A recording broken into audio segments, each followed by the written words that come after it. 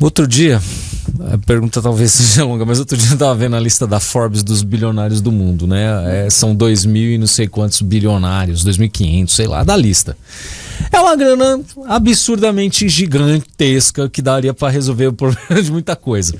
Mas, se aquele velho ditado do ensine a pescar, não dê a vara e o peixe, dê a vara, dê o peixe, mas ensine a pescar para desenvolver. Se houvesse uma boa vontade, não acabava com a fome do mundo. Por exemplo, a África tem uma parte ali que tem um solo semelhante ao nosso. O senhor falou no noroeste do estado de São Paulo. Se não houvesse essas políticas todas, dava para resolver muita coisa, não dava? Tá. Então, deixa eu contar um caso interessante, passa por Minduri. Tem um peruano, foi colega do Alfredo, lá na Carolina do Norte. Alfredo é o Alfredão aqui. Alfredão. Sabe quem, né? Vocês conhecem as famílias dele aqui? A menina comentou dele aqui no nosso último Redcast. Que eu não estava. Acho que é Corina, que tinha o cartório. Isso. Né? Então, ele era um grandão, assim, um cara especialíssimo. Então, o Alfredo, ele era muito amigo, ficou muito amigo, foi colega de um peruano chamado Pedro Sanches. O Pedro Sanches virou uma referência também, assim como o Alfredo, em manejo dos solos tropicais.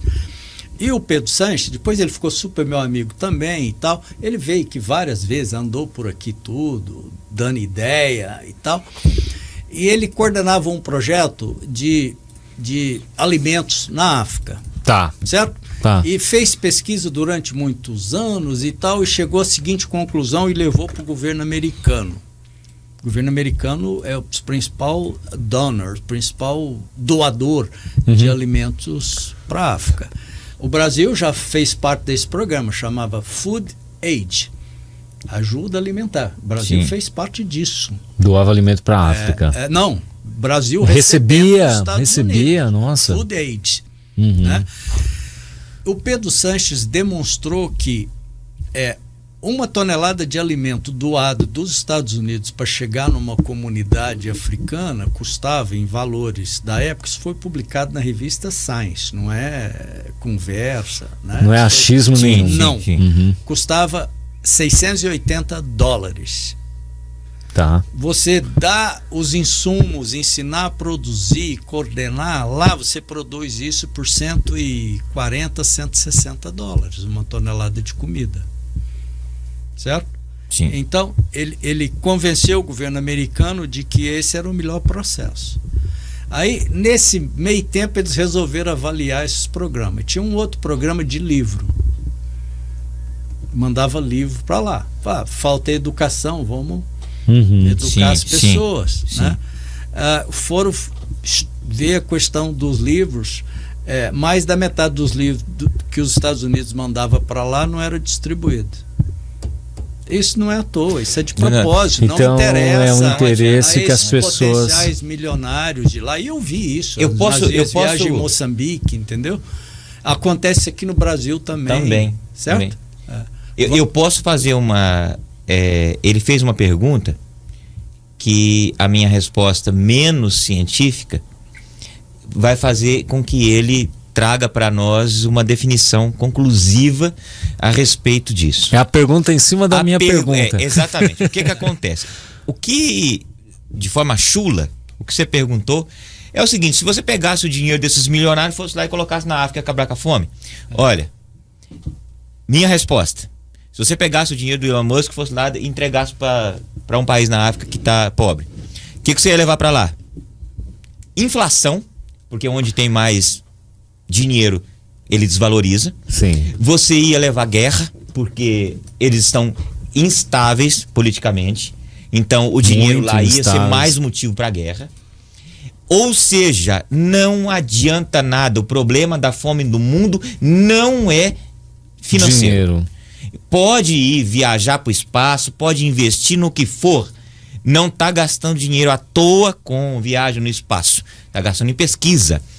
Pegar o dinheiro lá que o Elon Musk investiu em satélites e pegar e levar, por exemplo, lá para Guiné-Bissau, vai levar para eles comida? Não.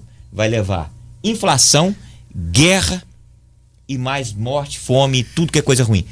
Eu estou sendo muito radical no que eu estou dizendo, mas agora vamos ouvir. Não, vocês me dão a oportunidade de falar de um assunto que eu tenho dedicado muito nos últimos 2 anos. Eu fiz várias conferências na Academia Brasileira de Ciências, fiz na Unicamp, fiz agora na Conferência Nacional de Ciência e Tecnologia, que é esse problema da fome. Então eu desenvolvi um arcabouço que eu estou denominando de ciência para o enfrentamento da fome.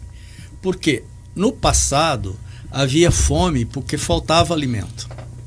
Tá. Sim. Isso falta ainda em 70 países do mundo. Mas o meu foco é Brasil. Tá. É inadmissível uma potência produtora, uma potência agroalimentar, que é o Brasil, e tem você gente passando ter fome. 30 e tantos milhões de pessoas passando fome. Certo? Então, não é por falta de alimento.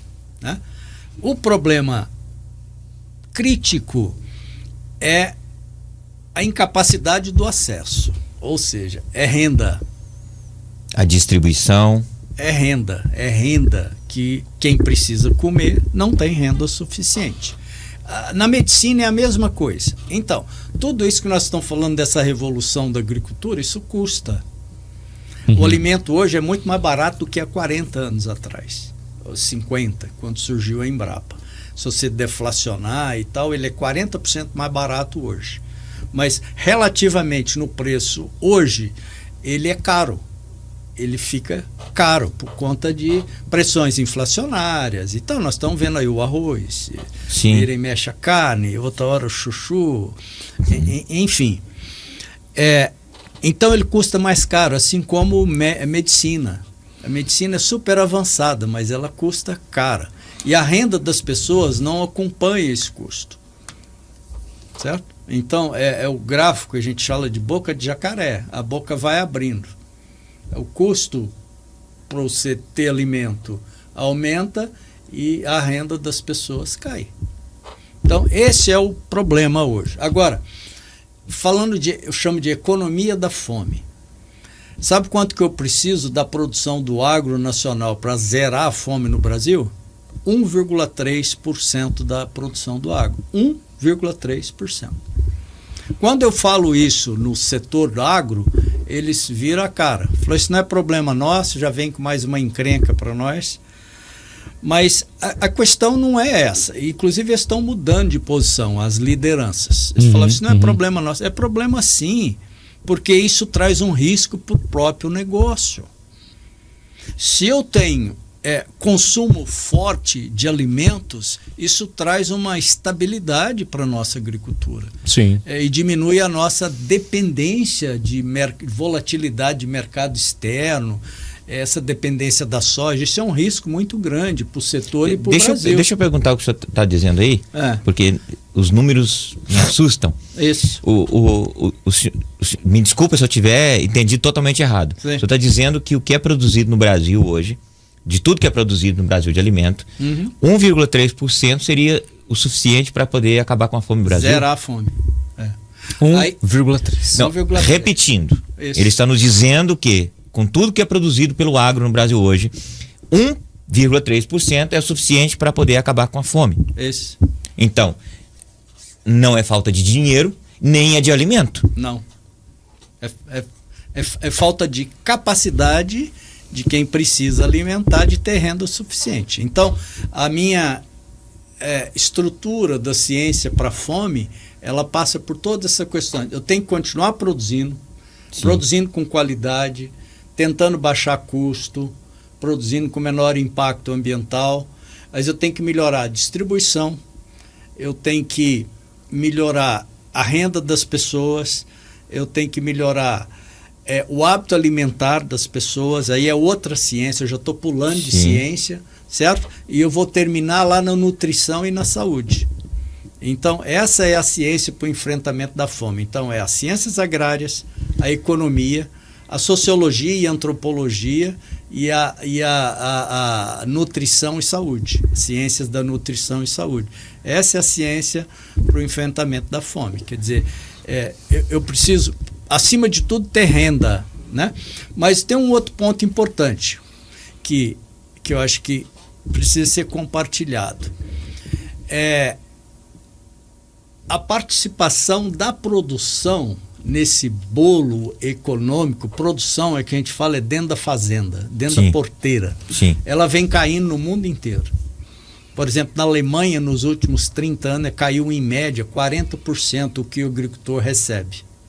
Ah, tá. Certo? Entendi. Aham. No Brasil, a participação do dentro da porteira, que já foi quase 40%, hoje é 20 e poucos por cento. Nossa. Por quê? sim. É por isso eu não gosto da ideia do agro. Certo? O agro, o bolo do agro, nós estamos falando de 1,3 trilhão, ele é financeiras, cadeia de insumos, fornecedores em geral, logística, compradores, né? Uhum. E a produção vai diluindo. Então, a agricultura em si, o agricultor, ela está perdendo valor nessa cadeia. Tá ficando Então, cada vez mais barato para ele. Né? 1,3%, a minha ideia é que isso fosse rateado pelo agro. Então, o setor financeiro representa quanto? Serviços. 40% da renda do agro é serviços. Então, ele entra com 40% do 1,3%. Sim. E proporcionalizar isso. E mobilizar a sociedade. E zerar a fome. Eu fiz essa proposta. Isso aí está na chamada Agenda 2030, que é a Agenda de Desenvolvimento Sustentável das Nações Unidas.